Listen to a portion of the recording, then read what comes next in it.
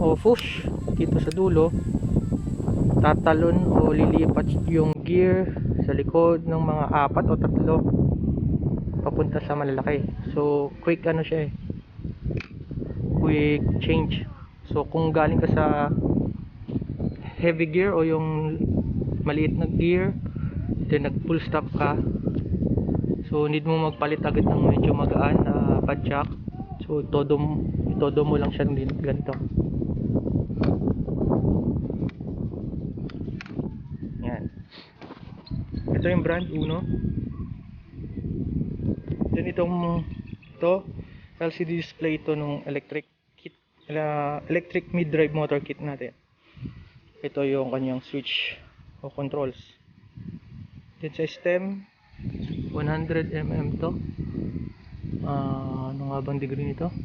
Parang -7. Yung brand ito luma kasi ito ito yung matagal ng stock sa bahay. Easton ba to? Easton. Tapos ito is kung ano-anong brand na lang yan, random brand sa cup. Then spacer is no brand pero gold, aluminum. Itong headset Meroka. Yung fork niya is repainted tong fork na to, rigid aluminum fork ng ProMend 26, size 26 na pang size 26 na gulong. So ni-repaint ko lang siya black, then nilagyan ko ng gold sticker specialized. Yan. And about dito sa frame, ito ay lumang frame din ng MTB na size 26 medium. Repainted din siya. Then sticker lang din, nilagyan ko lang din sticker ng S-Works gold. So seat tube nya o seat post ay anong ba ito? Marami naman kasing lumalabas na knock-off. Mga budget ano lang to parts. So aluminum siya, 400 mm yung haba. Luna o ano, hindi ko na makita. So ito yung mga budget parts lang. Aluminum, 400 mm yung haba nya. Then sa saddle, ito yung knock-off ng S-Works na power saddle ata tawag nila. Maganda siya. Para sa akin komportable ako para dito. Tapos sa gulong sa likod is katulad nung sa harap lang naman to. Yan. Itong cable housing natin is ito ang brand nya. Don't know kung makikita pa. Para naman sa cogs, ito ang brand nya, Shimano Hyperglide H8 speed siya, 11 teeth to 34 teeth.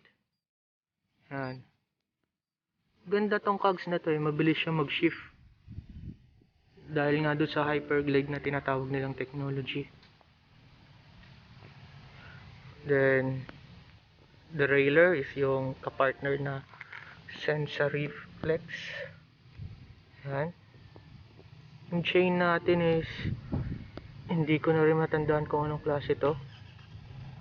Luma na rin kasi to. Kinuha ko lang sa ibang bike. Yan. Itong seat clamp pala ay walang brand. So gold din siya. Aluminum naman. Para naman dun sa conversion kit na electric bike. So this is a Tongsheng TSD Z2, 48 volts, 500 watts. Yun yung power rated nya. So mid-drive siya, nakakabit siya dito sa bottom bracket. Ayan, ito yung motor nya. Ito yung chain ring nya. Chain ring is 42 teeth. Single speed siya, so wala na yung front derailleur natin. Okay. So dito sa fender na to is just makikita mo na lang to sa maraming brand to plastic. Marami to sa Shopee. Then yung battery, ito. Isang buo dito yung battery. 52 volts na lithium ion. Panasonic Tesla cell ang ginamit dito. Makikita nyo to doon sa lumang video ko ng dual motor na electric bike. So ang specs niya is 52 volts, 28.8 Ah battery. So yung ano pala unboxing nito, yung anong kasama sa kit, andyan sa link sa taas. Paki-check na lang. Then ito yung wire papunta dito sa display niya. Tapos ito yung horn, electric horn, Shopee lang din. Bar tape is Ragusa. Ito yung nasa 150 pesos lang ata isa nito. Tapos end cap nya is Tosik. O yan, Tosik gold. Kulay gold siya. Yung bag, okay, yung triangular bag na pinaglalagay ng battery is from Shopee lang din. Then itong saddle bag, dito nakalagay yung mga spare interior natin, mga tools. Sa Shopee lang din yung galing. I don't know the brand, walang nakalagay. Parami naman sila kasing magkakapareho doon. Tapos ito yung 60 pesos lang na tail light, rechargeable. So yun, basically yun. Oh, ito pa pala. Itong stand natin ay Ragusa. So marami ding brand yan. Rebranding lang naman ng karamihan sa mga bike parts ngayon. So yun, basically yun lang. So kung gusto nyo makita yung riding experience dito, mag-subscribe na lang kayo at upload ko na lang yan sa kasunod na video. So salamat.